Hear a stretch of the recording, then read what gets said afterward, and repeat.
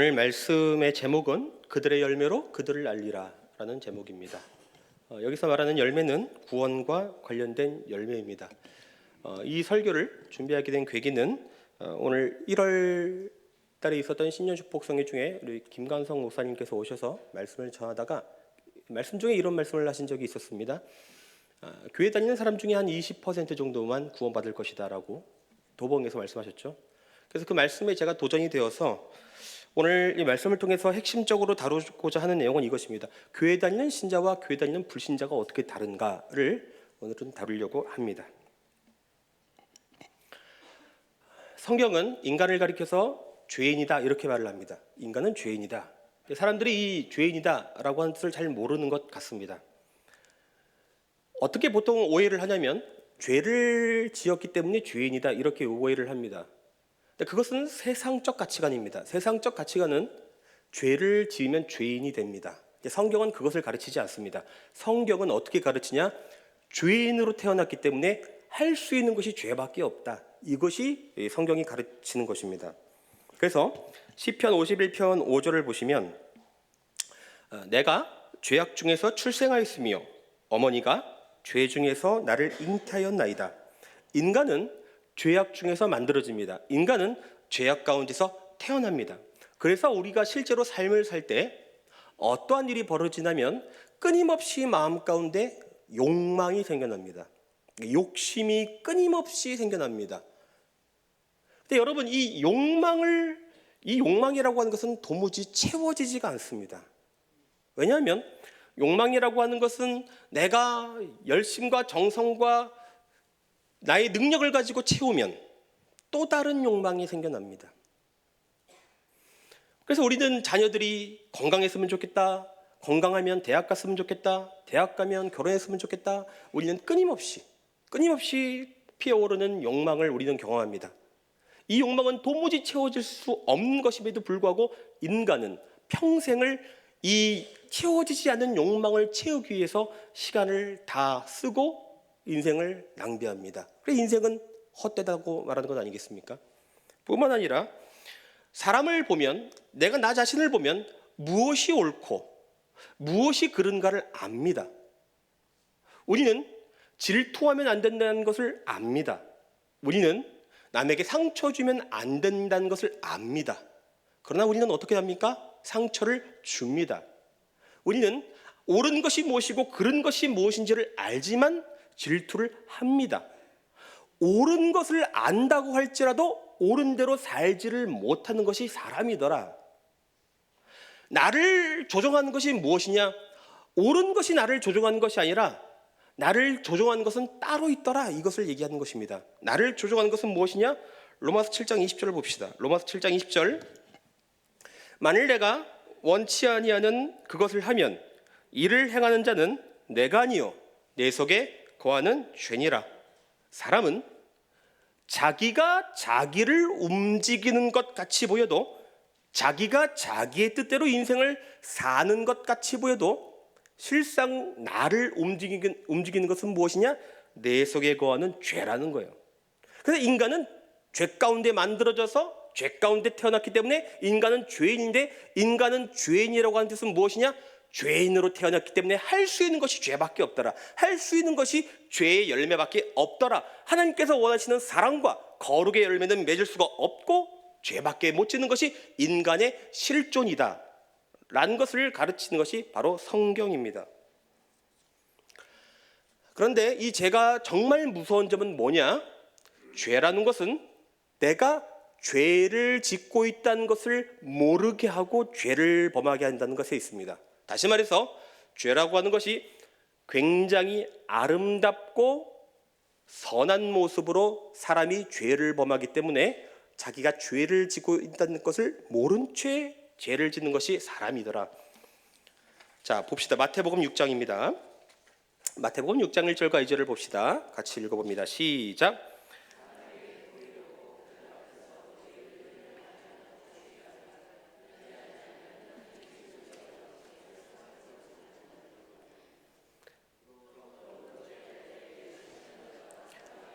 영광을 받으려고 회당과 거리에서 한 것 같이 너희 앞에 나팔을 불지 말라. 진실로 너에게 이르노니 그들은 자기 상을 이미 받았느니라. 잘 보십시오. 우리가 생각하기를 죄는 더러울 것이다 이렇게 생각합니다. 더러울 것이다, 추할 것이다, 부패한 모습일 것이다 이렇게 생각을 합니다.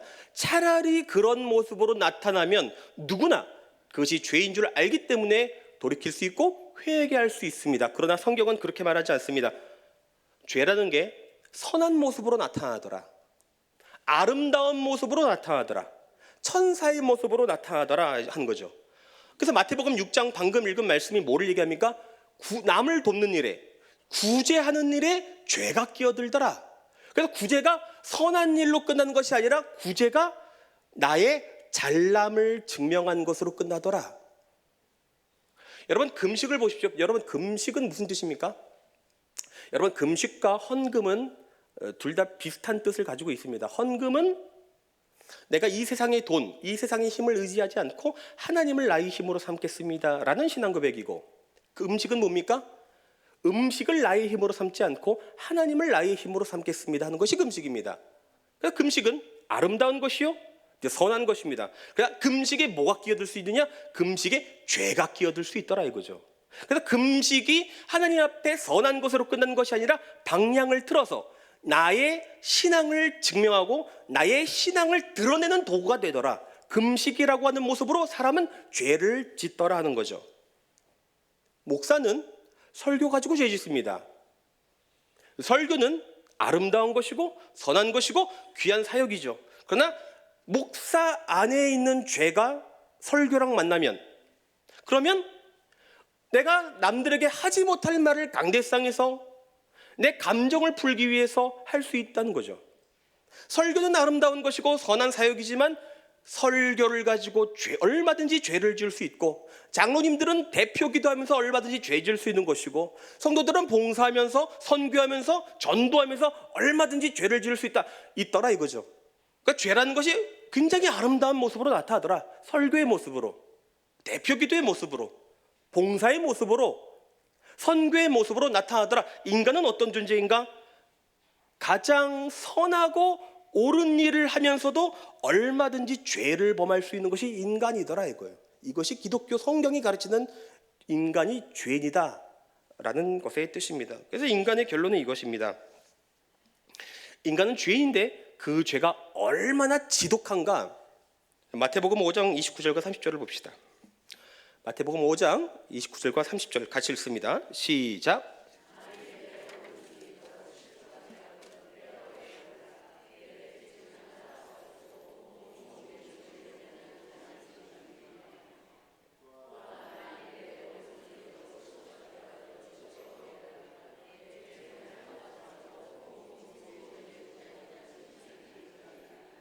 이 말씀이 의미하는 것이 무엇입니까? 우리는 눈으로 범하는 죄, 손으로 범하는 죄들이 다 있는데 눈을 뽑지 않고는 눈이 범하는 죄를 이길 수가 없고, 손을 자르지 않고는 손이 범한 죄를 이길 수가 없다는 뜻입니다. 설령 눈을 뽑았을지라도 다른 것이 죄를 짓더라. 오른손이 죄를 짓더라. 오른손이 자르면 왼손이 죄를 짓더라. 왼손을 자르면 발이 죄를 짓더라. 발을 자르면 생각이 죄를 짓더라. 입술이 죄를 짓더라. 인간은 죽어야만 죄를 짓지 않는 존재다. 그것을 예수님께서 가르쳐주고 있는 것입니다. 사람은 문제가 무엇입니까? 자, 로마서 7장 20절 다시 봅시다. 사람의 문제는 이것입니다. 만일 내가 원하지 아니하는 그것을 하면 이를 행하는 자는 내가 아니요 내 속에 거하는 죄가 문제라는 거예요. 내 속에 거하는 죄가 문제다. 자, 창세기 6장 5절을 봅시다. 창세기 6장 5절. 야훼께서 사람의 죄악이 세상에 가득함과 그의 마음으로 생각하는 모든 계획이 항상 악할 뿐임을 보시고, 마음이 악한 것이 문제더라. 마음에 죄가 거하고 있는 것이 문제더라. 자, 예레미야 17장 9절입니다. 예레미야 17장 9절. 만물보다 거짓되고 심히 부패한 것은 마음이라 누가 능히 이를 알리오마는. 사람의 문제는 무엇입니까? 마음이 고장난 것이 문제더라. 부패한 마음이 문제더라.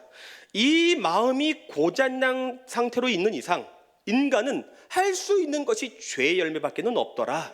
성경을 가지고서도 얼마든지 죄를 범할 수 있고, 헌금을 가지고서도, 직분을 가지고서도 이 마음이 고장난 상태로는 죄밖에는 못 짓더라. 이것이 인간입니다. 그래서 이 마음을 고쳐놓지 않고는 인간은 답이 없습니다. 이 마음을 고쳐놓지 않으면 죄의 열매밖에 맺을 수밖에 없기 때문에, 그래서 구원이란 무엇이냐? 마음을 고쳐놓는 것이 구원입니다. 그래서 예수를 믿어 구원을 받을 때, 내가 예수를 믿어 진짜 구원을 받으면 마음이 고쳐집니다. 마음이 고쳐진다고 하는 것이 무슨 뜻인지를 여러분이 정확히 아셔야 됩니다. 예레미야 31장 33절입니다. 봅시다. 예레미야 31장 30절. 여러분 잘 보셔야 됩니다. 자, 시작.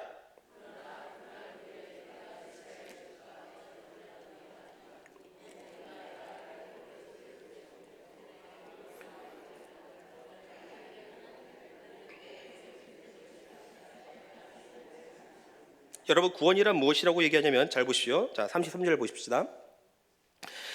그날 후에 이스라엘 집과 맺을 언약, 여기서 언약은 새 언약을 말합니다. 그 새 언약은 신약을 말합니다. 신약은 예수 믿어 구원받습니다. 예수 믿어 구원받을 때 무슨 일이 벌어지는가? 맺을 언약은 이러하니 곧 내가 나의 법을 그들의 속에 두겠다 말씀하시죠. 나의 법이 누구 속에 두어진다고요? 구원받은 사람의 마음까지 두어진다고요. 그들의 마음에 기록되어진, 하나님의 법이 구원받은 사람의 마음에 기록되어진다고요. 구원이란 무엇입니까? 예수를 믿어 진정으로 구원받을 때 나타나는 현상은 하나님의 법이 그 사람의 심령 깊은 곳에 새겨진다는 거예요. 하나님의 원리가 새겨진다고요. 세상은 하나님의 법이 없습니다. 하나님의 원리가 새겨지지 않습니다. 자, 그러면 하나님의 원리가 심령에 새겨지고 하나님의 법이 마음 가운데 새겨지면 무슨 일이 벌어지는가? 그 다음 절 봅시다. 34절, 예레미야 31장 34절을 봅시다. 자, 시작.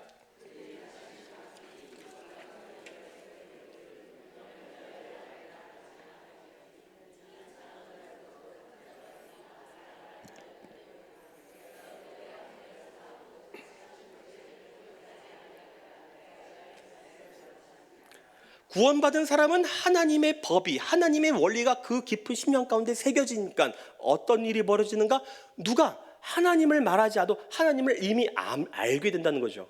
하나님을 경배하기를 원하게 되고, 하나님을 찬양하기를 원하게 되고, 하나님께 인정받기를 원하게 되고, 예배가 사모되어지고 말씀이 사모되어지는 그런 일들이 벌어지는 그 이유가 무엇이냐? 내 마음 가운데 하나님의 법이 새겨졌기 때문에, 내 마음 가운데 심령 저 깊은 곳에 하나님의 원리가 새겨졌기 때문에 그런 일이 벌어진다. 그러므로 교회에 다니는 것이 여러분 구원이 아닙니다. 하나님의 법이 새겨진 것이 구원입니다. 그래서 교회를 다닐지라도 하나님의 법이 새겨져 있지 않으면 구원받은 것이 아닙니다. 그래서 교회는 두 종류의 사람이 있습니다. 교회에 다니는 신자와 교회에 다니는 불신자가 있습니다. 그것을 단지 김관성 목사님은 20%라고 말을 했을 뿐입니다. 우리는 오늘 이 말씀을 통해서 교회 다니는 신자와 교회 다니는 불신자가 어떻게 다른지를 알아야 됩니다. 왜냐하면 우리는 다 죽어서 반드시 하나님의 심판대 앞에 설 것이고, 심판대 앞에 서서 그때 알면 늦기 때문에 우리는 교회 다니는 신자와 교회 다니는 불신자가 어떻게 다른지를 지금 알아야 되는 것입니다. 자, 그러면 교회 다니는 신자와 교회 다니는 불신자는 어떻게 다른가? 자, 누가복음 봅시다. 누가복음 18장 18절에서 21절입니다. 자, 같이 읽습니다. 시작.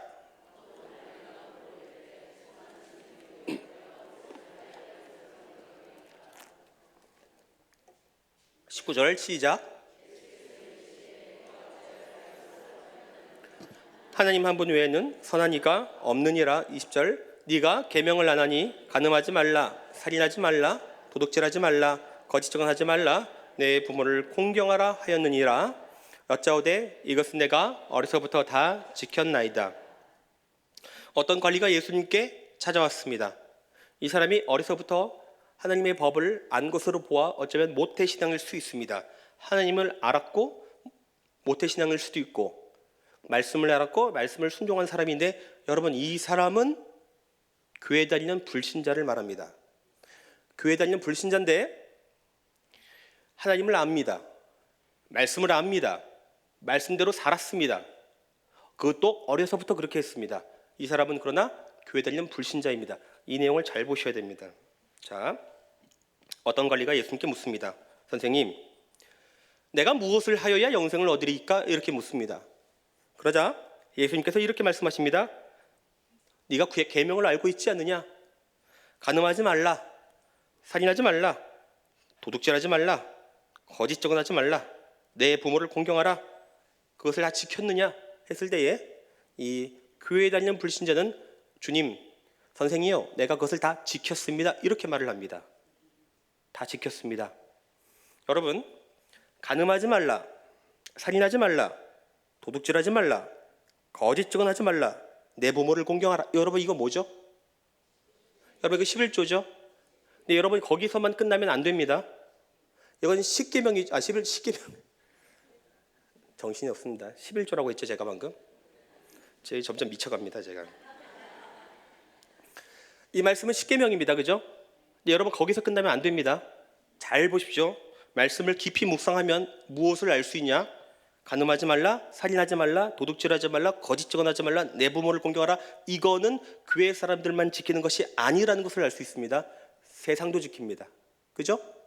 세상도 지키는 법들이에요, 이거 지금. 여러분, 이 세상도 지키는 법을 두 글자로 뭐라고 하냐면 이것을 가리켜 윤리라고 하는 거예요.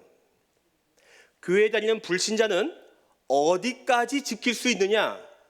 윤리까지 지킬 수 있더라 이거죠. 도덕까지는 지킬 수 있더라. 예절까지는 지킬 수 있더라 이겁니다. 나한테 잘해주는 사람에게는 잘해주는 것까지는 할 수 있더라.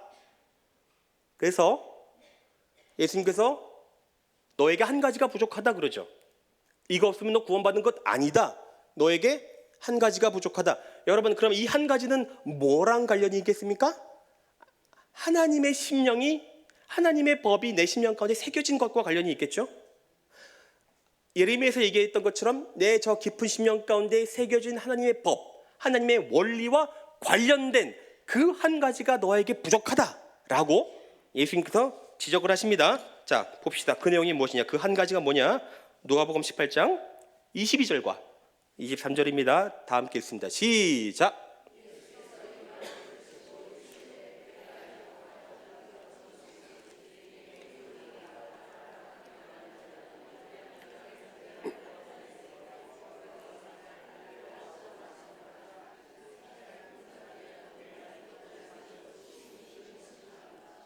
자, 22절 다시 보여주시고요. 자, 22절. 자, 잘 보십시오. 예수님께서 너에게 한 가지 부족하다 말씀하십니다. 이거 없으면 너 구원받은 것 아니다 라고 얘기하십니다. 이 한 가지는 뭐랑 관련되어 있느냐? 내 심령 가운데 새겨진 하나님의 법과 하나님의 원리와 관련이 되어 있는 것입니다. 예수께서 말씀하시기를 너에게 있는 것을 다 팔아 가난한 자들에게 나누어줘라. 그리하면 하늘에서 너에게 보화가 있으리라. 이거 뭐죠? 예수님께서 지금 뭐 말하고 있는 거죠? 내게 있는 것을 판다는 것은 희생이죠. 그리고 남들에게 나눠주는 건 뭐죠? 사랑이죠. 예수님께서 말씀하신 건 너에게 부족한 것 한 가지는 뭐냐? 희생적 사랑이 부족하다고 말씀하고 있는 것입니다. 희생적 사랑은 뭐죠? 십자가 사랑입니다. 맞죠? 다시 말하면 자기 부인적 사랑입니다. 교회 다니는 불신자는 윤리의 열매까지 맺을 수 있습니다. 도덕의 열매까지 맺을 수 있고요. 자기의 성실의 열매까지 맺을 수 있습니다. 그러나 뭐를 못합니까? 원수를 사랑하지를 못합니다. 희생적 사랑, 자기 부인적 사랑이 안 되는 거예요. 왜요? 내 마음 가운데 하나님의 법이 없으니까 내가 중요한 거죠. 그래서 십자가 사랑이 안 되는 것이고 헌신적 사랑이 안 되는 것이고 내 말이 중요한 것이고 내가 중요한 것이고 내 감정이 중요한 것이고 내 자존심이 중요한 것이지. 그러나 하나님의 법이 새겨져 있는 사람은 어디까지 할 수 있다고요? 십자가 사랑, 자기 부인적 사랑, 희생적 사랑. 그거 없으면, 그 한 가지 없으면 주님께서 너 구원받는 것 아니다라고 말씀을 하고 계시는 것입니다. 여러분의 마음 가운데 하나님의 원리가 있습니까? 하나님의 심령이 있습니까? 하나님의 원리가 있고 하나님의 심령이 있으면 그 한 가지 부족한 모습이 우리의 삶의 열매로서 나타날 것입니다. 그리고 마지막 심판대에 섰을 때에 바로 그 한 가지를 하나님께서 확인하십니다. 그래서 마태복음 25장에 보면 마지막 심판대에서 이런 식으로 재판이 일어날 것이다를 보여줍니다. 그 모든 재판의 본질은 하나님의 심령, 하나님의 법과 하나님의 원리와 관련된 것만 보십니다. 전도 얘기를 안 하시더라 이거죠. 선교 얘기를 안 하시더라. 자, 봅시다. 마태복음 25장 35절과 39절입니다. 마태복음 25장 35절부터 39절까지 같이 읽습니다. 자, 시작.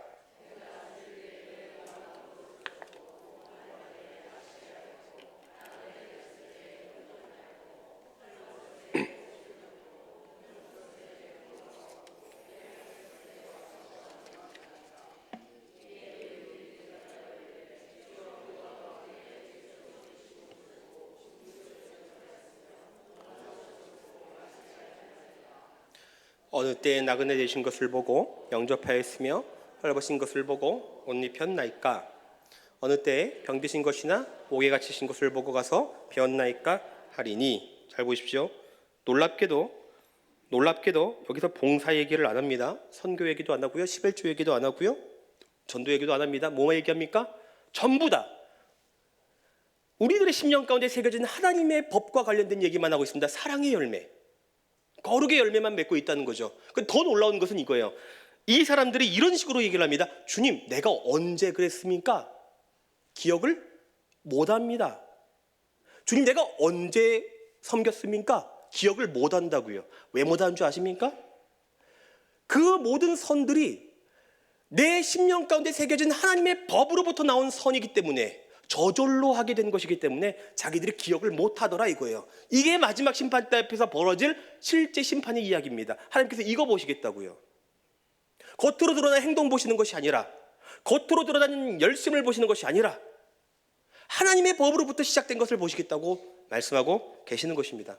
그러므로 사랑 없는 믿음은 가짜라는 것을 여러분 아셔야 됩니다. 요한일서 3장 14절 봅시다. 사랑 없는 믿음이 왜 가짜 믿음인가?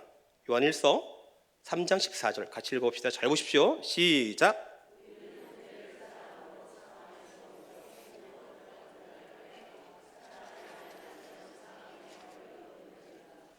여러분 잘 보십시오. 14절을 보시면 우리는 형제를 사랑함으로 사망에서 옮겨 생명으로 들어간 줄을 알거니와 라고 얘기를 하죠.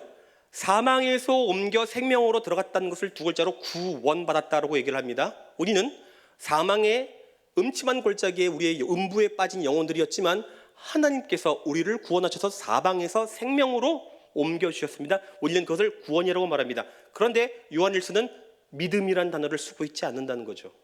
뭐라고 얘기합니까? 우리가 사랑함으로. 믿음이란 단어 대신에 사랑을 쓰고 있다는 거예요. 왜 그러냐? 여러분, 예수 믿으면 구원 받습니까? 구원 받습니다. 그러나 사랑이 없어도 구원받았다고 말할 수는 없는 것입니다. 진짜 믿음은, 가짜 믿음은 사랑의 열매가 없을 수 있습니다. 그러나 진짜 믿음은 사랑의 열매가 있어야 된다는 것입니다. 여러분들 중에 혹시라도 나는 예수를 믿고 있지만 목사님, 나는 원수를 사랑하게 되지 않던데요? 라고 말을 한다면, 정말 이렇게 생각이 드는 분이 계시다면 어쩌면 그분은 정확히 십자가의 복음으로 예수를 진짜 믿고 있는 것이 아닐 수도 있다는 것을 여러분들은 깨달으셔야 됩니다.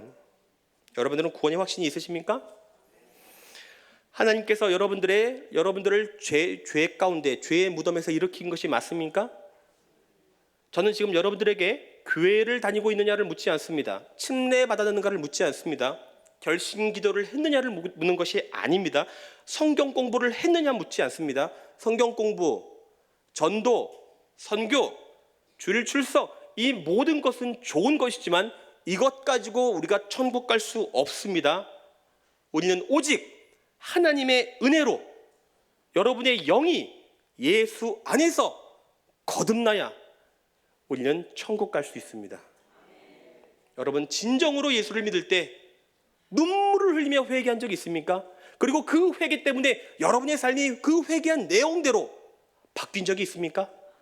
여러분의 삶을 온전하게 예수님께 드린 적이 있습니까? 여러분, 세상을 등진 적이 있습니까? 여러분의 삶 가운데 저 깊은 하나님의 법으로부터 솟아져 나온 사랑과 거룩의 열매가 있으십니까? 구원받은 자는 세상과 달라야 됩니다. 그리고 구원받은 자는 교회 다니는 불신자랑 달라야 됩니다. 구원받은 신자라면 그 깊은 심령 속에 하나님의 법이 새겨져 있고 그 법으로부터 사랑의 열매가 맺힐 것이고, 구원받은 자는 하나님의 원리가 그 심령 깊은 곳에 새겨져 있기 때문에 그 원리로부터 거룩의 열매가 맺혀지게 될 것입니다. 그러니까 여러분 기억하십시오. 내 안에 뭐가 거하냐고 있냐면 여전히 그럼에도 불구하고 죄는 거하고, 구원받고 난 이후에도 죄는 거합니다. 죄는, 우리가 한 가지 기억해야 될 것이, 죄는 언제 움직이느냐, 여러분들이 가짜 열매를 맺을 때는 움직이지 않는다는 것을 여러분이 아셔야 됩니다.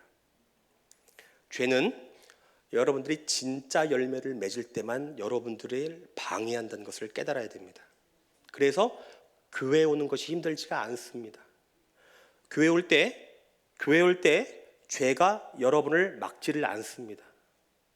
헌금 내는 것이 힘들지 않습니다. 왜요?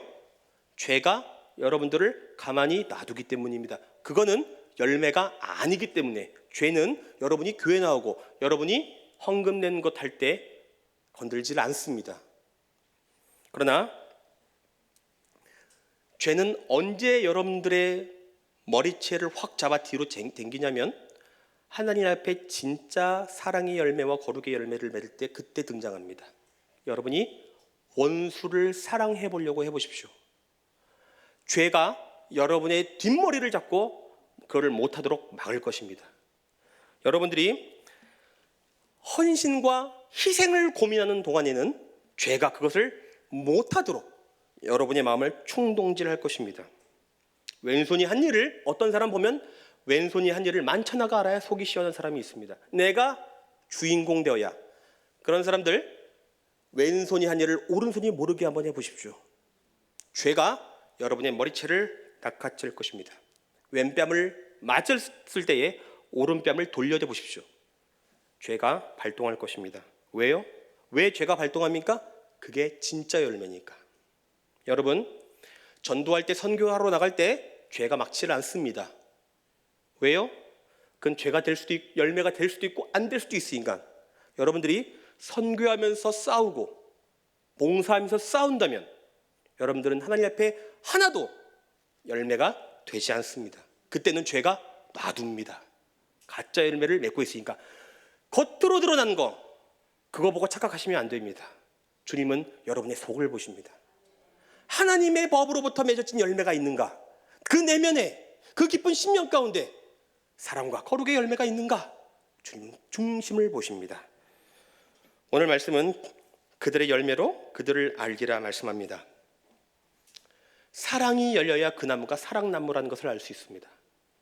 거룩이 열려야 그 나무가 거룩 열매라는 것을 알 수 있습니다.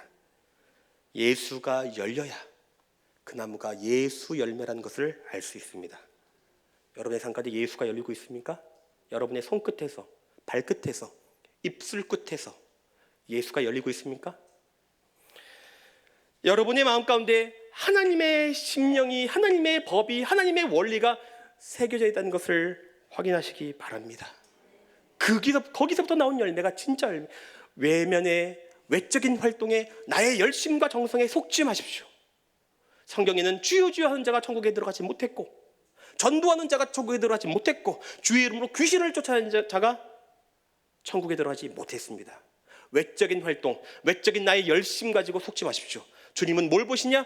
그 깊은 심령 속에 새겨진 하나님의 법으로부터 나오는 사랑과 거룩을 보실 것입니다.